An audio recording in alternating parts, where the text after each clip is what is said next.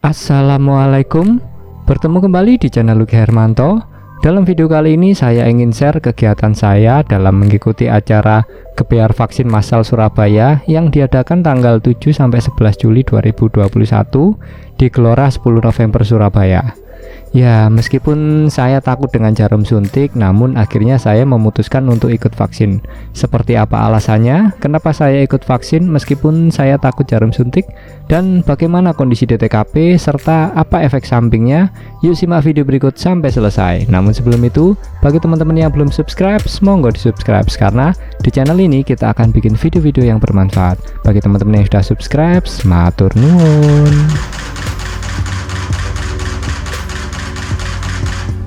Semangat pagi teman-teman, semoga kita semua sehat dan tetap semangat dalam beraktivitas serta selalu dalam lindungannya, amin. Jadi ceritanya kemarin itu saya mengikuti sebuah vaksin ataupun sebuah acara vaksin yang diadakan di Gelora 10 November Surabaya. Jadi ada beberapa alasan dan beberapa tujuan kenapa saya ingin memvaksin. Ya sebetulnya saya sendiri ini takut terhadap jarum. Ya seandainya jika disuruh memilih disuntik ataupun dikasih obat, saya pasti akan memilih obatnya ya, meskipun dengan obat itu akan lambat sekali untuk penyembuhannya. Tapi jika pergi ke dokter dan dikasih dua pilihan, pasti akan saya pilih obat daripada disuntik, karena saya sendiri takut terhadap jarum suntik. Jadi ketika ada vaksin ini ya sebetulnya di awal-awal waktu pemerintah menggencarkan ataupun memberikan instruksi untuk vaksin ini sempat menolak, sempat alasan ini. Ya salah satu alasan dan alasan terbesar saya yaitu takut terhadap jarum sih. Tapi setelah dipikir-pikir dan melihat kondisi yang saat ini yang tidak kondusif, kemungkinan saya beranggapan bahwasanya suatu saat nanti pasti ketika kita mau melakukan apapun itu akan ditanya sertifikat vaksin ataupun sudah vaksin atau tidak. Jadi itulah yang melatar belakangi akhirnya ketika tahu ada informasi pengadaan vaksin di Gelora 10 November Surabaya, akhirnya saya membulatkan tekad untuk ikut ya, meskipun agak takut terhadap suntiknya sih, bukan takut yang sama yang lainnya, takut terhadap suntiknya. Jadi ada beberapa alasan kenapa akhirnya saya memilih untuk ikut vaksin. Alasan yang pertama yaitu adalah sebuah bentuk ikhtiar. Jadi kita tahu sendiri kondisi Nusantara ataupun kondisi Indonesia saat ini sedang tidak baik-baik saja, dimana kondisi alam yang semacam itu ditambah lagi ada yang sedang bermain, ya kita berikhtiar saja. Dalam sudut pandang saya kayak gini sih, lebih baik saya tidak menyebarkan penyakit ke orang lain, menyebarkan sesuatu yang jelek ke orang lain. Itu sih yang lebih mengapa saya lebih berikhtiar untuk lah saya akan menerima vaksin meskipun dengan segala resiko ya, meskipun kita tahu sendiri vaksin ini masih pro dan kontra. Jadi saya lebih berpikir bahwasanya saya tidak mau nantinya saya menjadi penyebar sesuatu yang jelek, katakanlah virus, kepada orang yang lain. Jadi saya berikhtiar untuk menjaga hal itu, dan sebagai bentuk ikhtiar saya berangkat untuk vaksin meskipun dengan ketakutan jarum suntik. Kalau ketakutan terhadap virusnya takut, tapi bukan menjadi ketakutan tersendiri, karena saya yakin virus ini ataupun corona ini semua orang pasti akan kena, semua tinggal tunggu waktunya. Jadi tinggal bagaimana kondisi kita nantinya. Kalau kondisi kita, imun kita masih kuat, semoga kita masih bisa untuk melihat matahari bersinar keesokan harinya. Alasan yang kedua yaitu anjuran pemerintah, yang pastinya kita semua pasti tahu, dimana Bapak Presiden sendiri yang memberikan contoh. Ketika Presiden sudah memberikan instruksi dan memberikan contoh, bagi kita ya wajib untuk mengikutinya. Oke, alasan yang ketiga yaitu antisipasi kalau ada klien ataupun petugas yang nanya. Jadi sebetulnya lebih arahnya sih untuk antisipasi. Ya, siapa tahu nanti ketika kita dapat job wedding, katakanlah kliennya nanya, "Mas, sudah vaksin atau belum?" Ketika kita jawab belum, akhirnya klien tidak jadi menggunakan jasa kita, kan ya sangat disayangkan sekali. Apalagi ketika kita bertugas di sebuah venue, kemudian venue tersebut melarang bahwasanya semua yang tidak vaksin tidak boleh masuk, itu yang akan memberikan kerugian kepada kita sendiri sih.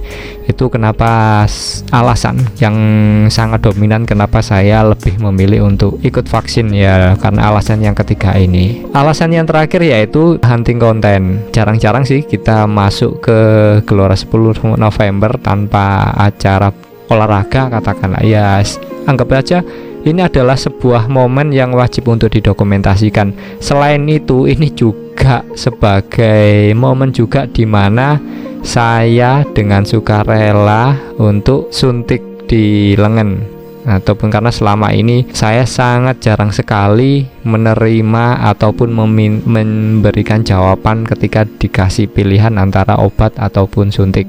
Pasti akan saya pilih obat. Jadi seperti itu juga bagi saya itu adalah sebuah momen yang saya jadikan alasan kenapa saya ikut dan akhirnya saya hunting untuk konten. Oke, itu tadi alasannya kenapa saya akhirnya memilih untuk ikut vaksin. Meskipun di awal-awal saya sempat ngapain sih, akhirnya saya memilih untuk ikut.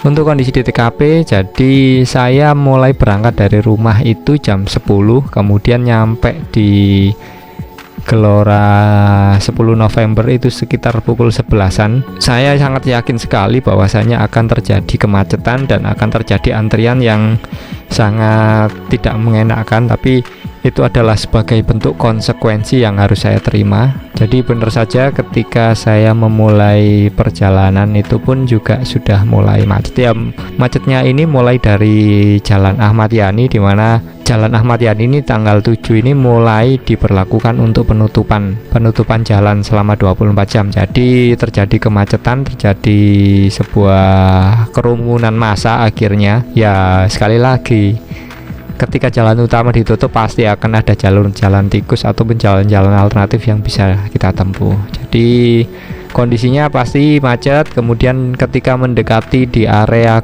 Gelora 10 November pun terjadi antrian dan terjadi macet juga, karena ya banyak sekali orang yang antusias untuk vaksin. Jadi akhirnya kondisi jalannya agak padat dan alhamdulillah masih bisa mendapatkan parkir di dekat dari Gelora 10 November. Ketika saya mulai masuk ke area ataupun ke lokasi Gelora 10 November, antrian panjang di pintu depan ataupun pintu utama itu sangat panjang sekali dan mengular sekali.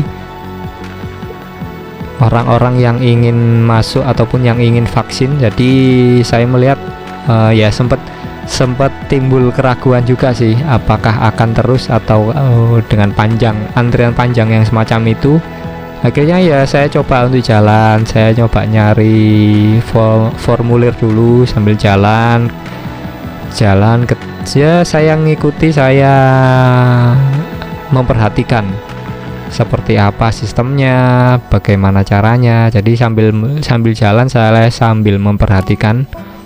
Kemudian saya dapat sebuah form. Akhirnya saya tetap untuk alternatif untuk mencari jalan, karena bagi saya gak mungkin Gelora 10 November sebesar itu pintunya hanya 2. Akhirnya saya mencoba untuk jalan ke arah selatan, dan alhamdulillah di pintu selatan itu nggak banyak antrian, jadi bisa langsung masuk dan langsung naik ke atas tribun untuk antrian dan diarahkan oleh petugas untuk duduk membentuk sebuah barisan. Dan akhirnya saya dapat tempat duduk yang agak atas, yaitu setelah saya hitung ternyata jumlah antrian di angka 20-an. Jadi depan itu sudah ada 20 orang dan nggak lama juga kok. Jadi ya lumayan sih, 20 antrian itu bisa diselesaikan selama 1 jam lah katakanlah. Jadi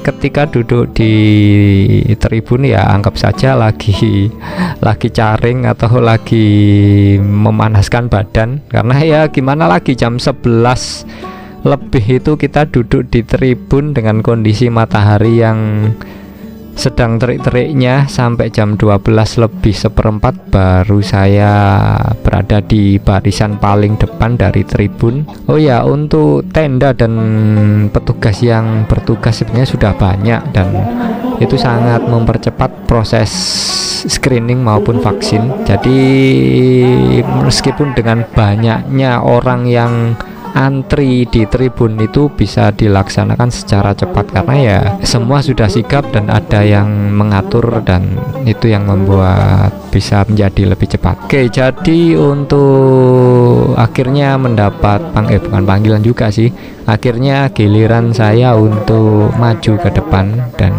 mulai jalan untuk menuju tenda.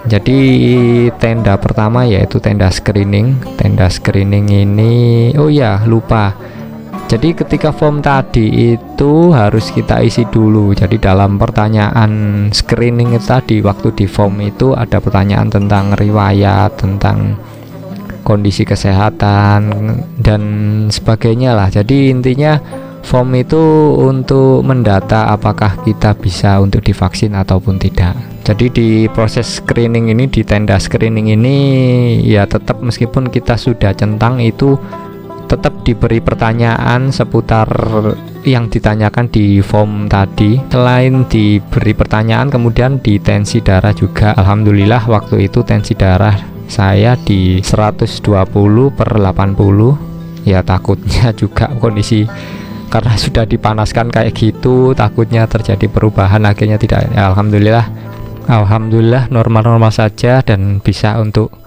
masuk ke tenda berikutnya yaitu vaksin. Oke, di tenda screening ini sempat ditanyain oleh petugas juga karena ya mungkin baju saya adalah ataupun penampilan saya seperti ya ditanya sudah gunung mana saja yang sudah didaki. Jadi malu jadinya. Ya sempat ya mungkin sambil nunggu di proses tensi darah karena lebih rileks, akhirnya ibu petugasnya nanya-nanya. Oke, setelah dinyatakan untuk bisa untuk vaksin, akhirnya bergeser ke tenda vaksin. Jadi di tenda vaksin ini juga ada sebuah kejadian lucu juga karena saya takut terhadap jarum suntik. Petugas medisnya sampai, Mas jangan tegang. saya jawab, ini sudah paling rileks Bu. Dan saya jawab, ini sudah paling rileks Bu. Ya tapi masih kerasa masih kelihatan tegang. Oh ya, dengan santai saya jawab, iya Bu, saya takut terhadap jarum suntik. Ibunya pun ketawa.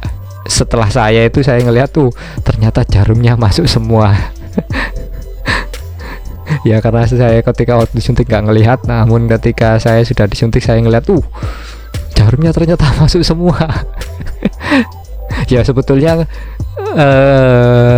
rasa sakit sih enggak, akhirnya persepsi kita ataupun karena ketakutan, karena parno kita, akhirnya ya gimana lagi, sama seperti ketika kita takut binatang melata kayak kecoa ataupun yang lainnya, ya semacam itulah.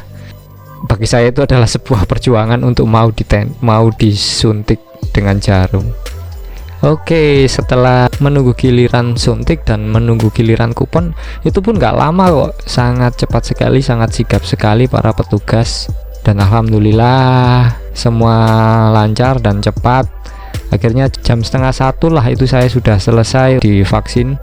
Jadi alhamdulillah semua lancar, semua normal. Akhirnya saya bisa ya sedikit foto-foto dengan kupon, kemudian keluar dari Gelora 10 November. Oke, jadi kemarin tanggal 7 saya vaksin. Sekarang saya buat videonya ini, jadi saya akan share apa sih efek sampingnya. Ya mungkin dan semoga aja efek samping ini hanya hanya apa ya, nggak sampai berhari-hari juga. Jadi ada 3 efek samping yang saya rasakan selama 1 hari ini. Jadi yang pertama yaitu ngilunya ini enggak di seluruh tubuh, tapi ngilunya ini di area suntik dan di area tangan yang disuntik sih.